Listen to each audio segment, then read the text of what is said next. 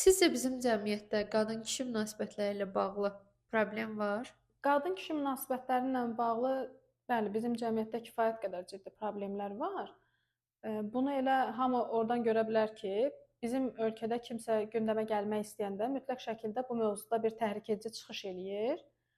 Çünki onlar yaxşı bilirlər ki, bu mövzu bizim cəmiyyətdən böyük reaksiya alacaq.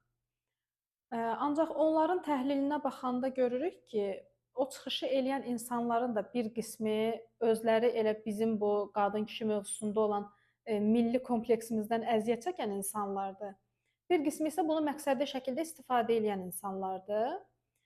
Və ora yazılan rəyləri təhlil eləyəndə görürük ki, onların da çox böyük bir qismi içində qadın-kişi mövzusu ilə əlaqədar öz daxili konfliktini bitirməmiş insanlardır.